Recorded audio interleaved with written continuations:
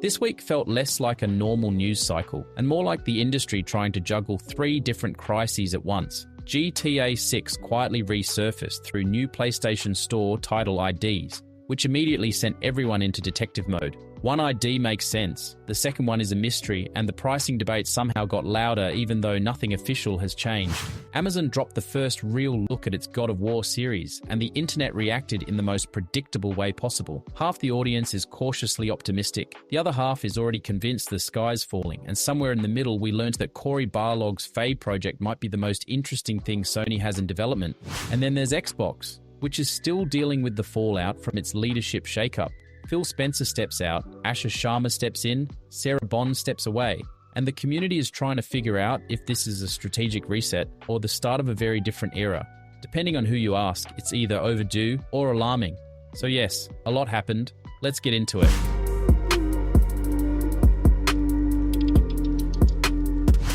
Grand Theft Auto 6 just made its biggest move in months, and it didn't come from Rockstar or Take-Two.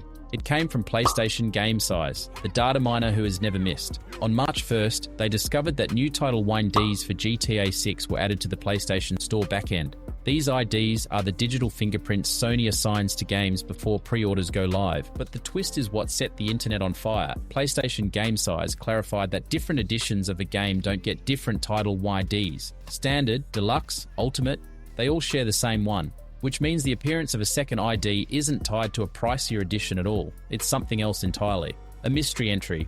And that mystery is what kicked the speculation machine back into full gear. That discovery dropped right back into the ongoing pricing debate.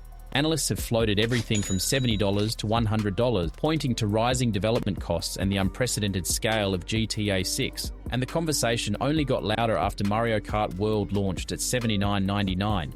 Proving that major publishers are willing to push past the old ceiling. Retailer placeholders didn't help either. Some listings hit $120, which went viral and sent the GTA 6 subreddit into a full-blown panic, even though none of those prices were official.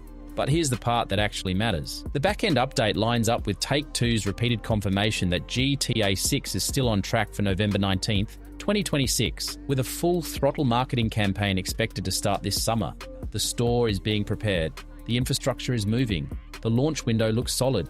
And here's where I land on the pricing debate. I think Take-Two stands to benefit more by not pushing the price higher. GTA 6 is the one game millions of people will buy this year. Pricing it at $70 keeps it accessible, keeps the hype universal, and avoids turning the biggest entertainment launch in history into a luxury product. If anything, the smart move is the simple one. Keep it at $70. Let everyone in. So that's the state of the biggest game on the planet. A back-end leak, a pricing panic, and a release window that looks more locked in than ever. But while Rockstar is quietly preparing to take over the world, another franchise has been making noise for very different reasons. Because the God of War universe just had a week that can only be described as chaotic. The first look photos from the Amazon God of War series hit the internet like a brick through a window.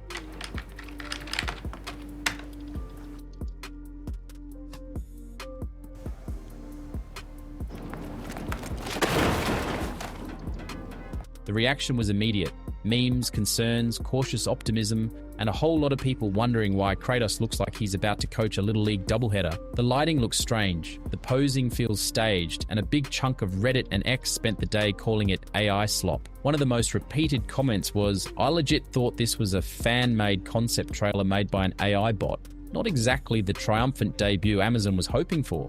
The baseball coach Kratos meme took over almost instantly. Ryan Hurst is leaning forward with his hands on his knees, watching Atreus aim a bow, and instead of a terrifying God of War, people are seeing a stressed-out dad trying to help his kid hit a line drive. The dad energy is high. The god energy is questionable. And then there's Atreus. Callum Vinson looks noticeably younger and softer than the 2018 version, which led to comments like, "Why does Atreus look like he belongs in a 90s cereal commercial?" It's not mean-spirited, but it shows how sensitive fans are about this adaptation. But while everyone was arguing about the photo, another God of War story started gaining traction, and this one might be even bigger. According to top-tier insiders like Nate the Hate and Special Nick, Cory Barlog's long-rumoured secret project at Santa Monica Studio isn't a sci-fi IP. It isn't a new universe. It isn't a genre pivot. It's a God of War game. A standalone spin-off starring Faye the Just, better known as Faye. And according to William R. Aguilar on X, it isn't part of the mainline story. It's its own thing, separate from the Kratos saga. The leaks say you play as Faye during her prime as a warrior of Jotunheim. The story follows her leading the Jotnar against the Aesir and builds toward her first encounter with Kratos. And the part that has everyone talking is the combat. Insiders claim the game is moving away from the slower action RPG style of the Norse duology and leaning into something more stylized. Faster, flashier, more expressive. People are comparing it to Devil May Cry and the original Greek-era God of War games. It's a big shift, and honestly, it sounds like a chance for Santa Monica to stretch in a different direction. A reveal is expected sometime in 2026, with a target release in the first half of 2027. And when you zoom out, it fits into a much bigger pattern. Jason Schreier recently hinted that Sony wants to treat God of War like a cinematic universe. And when you look at the last year, it makes sense. We got Sons of Sparta, the 2.5D side-scroller that Shadow dropped in February. We got the officially announced remake of the original Greek trilogy. We got the Amazon series confirming its Norse-era cast. And now we have a Faye prequel spin-off. It's a lot of God of War, all at once, across multiple formats. The reaction online is split. Some fans are thrilled to finally see Faye in her prime. We know she was the only one who could go toe-to-toe with Kratos and Thor, so a game built around her combat style is a dream for a lot of people. Others are confused, not because they wanted an Atreus sequel, but because they wanted the franchise to move forward. They wanted the jump to Egypt. They wanted the next era. They're calling this unnecessary filler since we already know how Faye's story ends. But the one thing keeping the conversation grounded is the Barlog factor. If Cory Barlog is directing, most people are willing to give it a chance. His track record buys him that trust. And this is where my own perspective has shifted. There's an old interview where Barlog talks about the Faye story he wanted to tell. He said they had a whole narrative mapped out for her, but they couldn't fit it into the structure of the 2018 game without breaking the pacing. So they held it back. They saved it. For her, I wanted to have a character that felt like there's a really strong reason for why they're doing it, but you get to know her throughout all of this, and you also get to understand that she has way more power than all of them. She is actually the controller of so much within this universe, so that way we build this up to when you actually do get to see this. And I don't know how we're going to tell this or when we're going to tell this, but I really want to tell that story of Kratos and Faye meeting. And when you look at that interview now, it doesn't read like a cut idea. It reads like foreshadowing. It feels like he always intended to come back to her. And the more I think about it, the more this spin-off makes sense. It reminds me of what Insomniac did with Miles Morales, a focused story that expands the universe without needing to carry the weight of the mainline arc. And Faye has the kind of history that can actually support that. Her fight with Thor, her fight with Kratos, her leadership during the Jotnar Rebellion, her foresight that Kratos and Atreus would bring about and win during Ragnarok. These aren't scraps. They're entire storylines the main games only hinted at. There's also the prophecy, the giants, and the specific magic of the Jotnar. That's a whole corner of the universe we've barely touched. The more I think about it, the more I want them to explore it. Faye isn't just Kratos' wife or Atreus' mother. She's one of the most important figures in the entire mythology of this series, and we've only ever seen her through murals and memories. A spin-off lets her be a character instead of a legend. So yes, I've changed my tune on this. If Barlog really has been planting seeds for this since the beginning, then this isn't filler. It's payoff. It's the story they've been waiting to tell. Alright, that's the state of God of War. Memes, leaks, spin-offs, and a whole lot of people trying to figure out what Sony's long-term plan actually is. But while all of that was happening, the Xbox situation kept evolving in the background. The announcement has already happened, but the fallout hasn't slowed down. New details keep surfacing, new context keeps shifting the story, and it's becoming clear this isn't a one-day headline. So let's talk about what's actually going on inside Xbox right now. The transition from Phil Spencer to Asher Sharma has sent shockwaves through the industry. Spencer has been the face of Xbox for more than a decade, and according to Microsoft, he told Satya Nadella last fall that he was ready to step back. He'll stay on through the summer in an advisory role, but the era he built is officially over. And the person stepping into that role isn't a creative lead, a studio veteran, or even someone from inside the Xbox ecosystem. It's Asher Sharma, the former president of Microsoft's Core AI division, now appointed CEO of Microsoft Gaming. For a brand that spent the last decade building a gamer-first identity under Spencer, this feels like a total system reset. Sharma's background is unusual for a gaming CEO, but not unusual for a company trying to rebuild its foundation. At Microsoft, she ran Copilot and Azure AI. Before that, she helped steer Instacart through its IPO. At Meta, she oversaw Messenger and Instagram Direct. And before that, she helped build Porch Group from the ground up. She's not a creative director. She's not a studio lead. She's an operator, a platform builder, someone who scales systems to hundreds of millions of users. And that's exactly why Nadella chose her. The reaction online has been intense. The first wave of criticism was about her gamer cred. Fans found her gamer tag and noticed she only started earning achievements in January. She admitted she's learning the world, which immediately turned into memes about a tourist ruling the kingdom. Then came the AI panic. Because she ran core AI, some fans jumped straight to the idea that she's going to replace developers with generative AI and flood the market with AI slop. She's already said she has no tolerance for bad AI, but the fear is still loud. And then there's the Sarah Bond situation. Bond was widely seen as Spencer's heir apparent. Instead, she was passed over, and within days of Sharma's appointment, she left the company entirely. That created the perception that the creative soul of Xbox was pushed out in favor of a corporate efficiency expert. But here's the strategic reality. Sarah Bond wasn't passed over because she lacked talent. She was passed over because she represented the era where Xbox exclusivity evaporated, hardware sales cratered, and the brand lost the goodwill it spent years building. Fair or not, she became the face of a strategy that didn't resonate with fans. Asha Sharma doesn't need a background in gaming to fix that. She needs management skills, operational discipline, and the ability to put the right people in the right roles. Phil Spencer was the quintessential gamer CEO, and it didn't help him right the ship. He cared deeply about gaming, and he tried to break down barriers so more people could enjoy Xbox titles. But that passion didn't translate into hardware success or brand momentum. Sharma's background is broader than AI.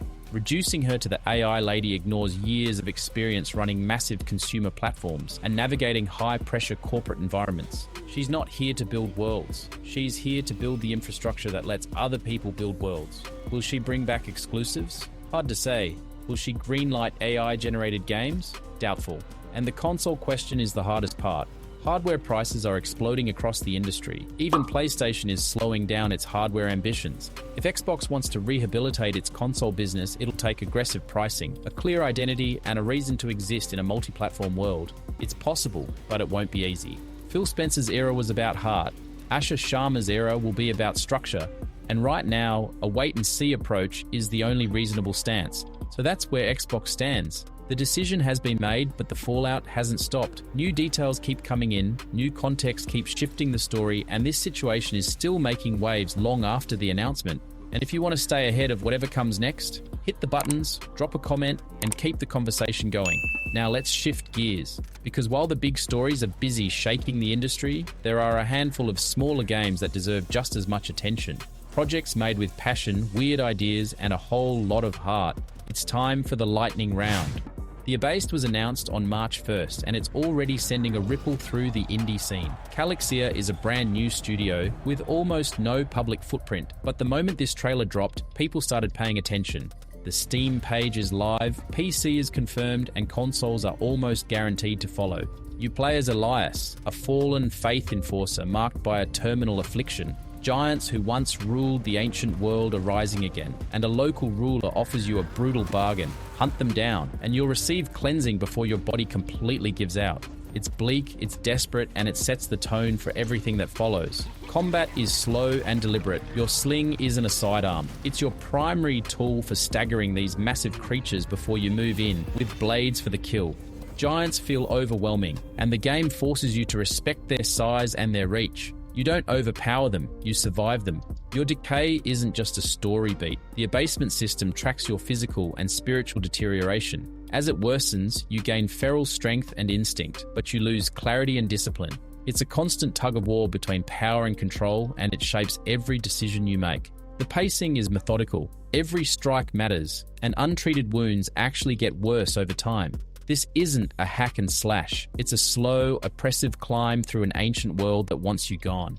The trailer's only been out a few days, but early sentiment is already highly positive. Outlets are calling out the oppressive scale of the world and the surprising level of cinematic realism for such a small team. The community's already calling it a technical marvel. What really sets the Abased apart is the tone.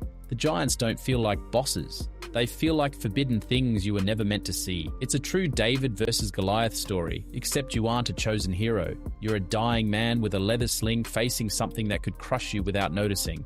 That desperation makes every victory feel earned, and the mystery behind why these giants are returning is already one of the strongest hooks of the year.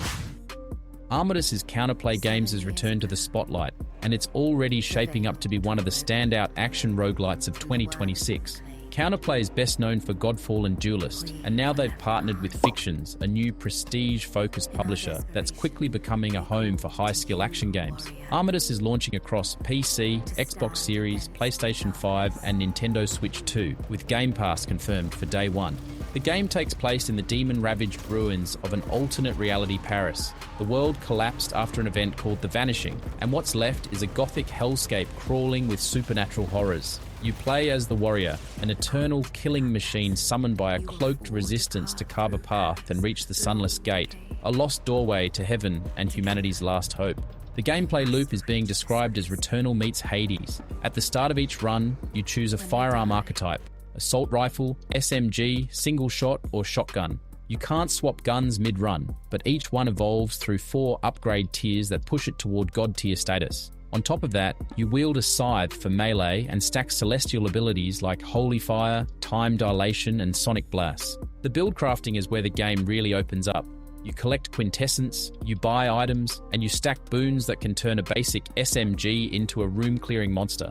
Death is canon. You revive at the base, invest rare currency into permanent upgrades, and dive back into procedurally generated Parisian sectors. Early impressions from the Steam Next Fest demo back all of this up. Critics said the demo only had about 30 minutes of content, but the build variety was so strong they ended up playing for hours. Gunplay has been praised for its crisp weight and responsiveness, with several outlets calling it a noticeable improvement over Godfall.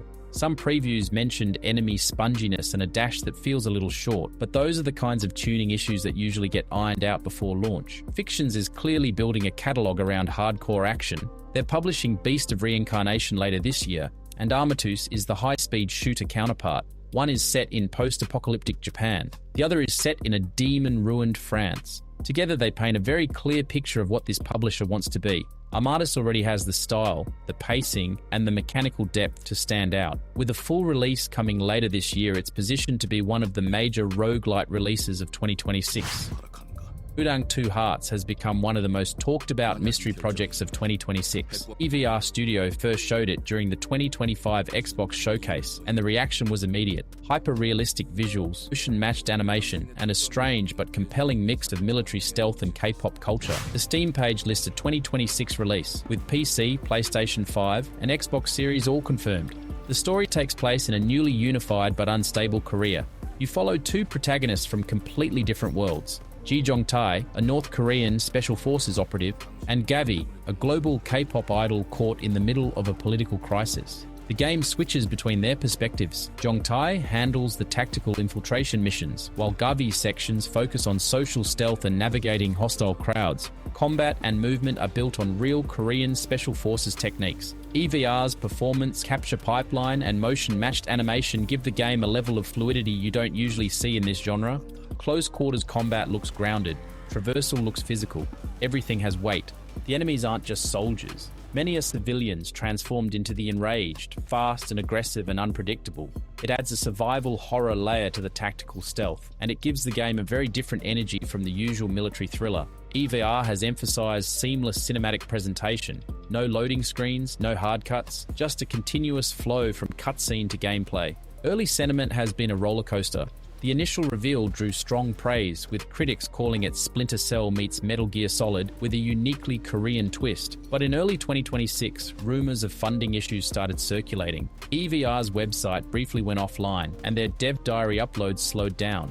The Steam page is still active, but fans are in wait-and-see mode. What makes Mudang stand out is its sheer audacity. On paper, a North Korean super soldier protecting a K-pop idol from rage-infected civilians sounds like a B-movie pitch, but the execution is prestige level. The unified Korea setting adds geopolitical tension to every interaction, and Jong-tae's outsider status within his own squad creates constant friction. If EVR can stabilize development and deliver on what they've shown, this could be one of the most daring tactical thrillers of 2026. And that's where the week leaves us. GTA 6 is already causing arguments, and it's not even out yet.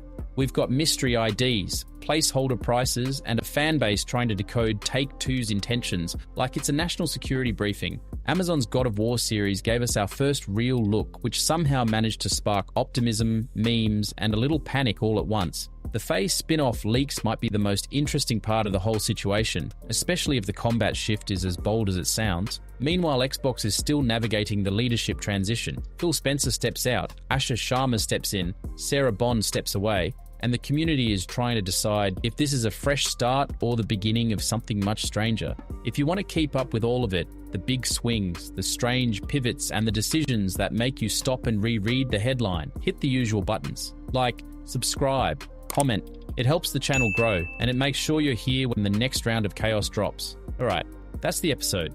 See you in the next one.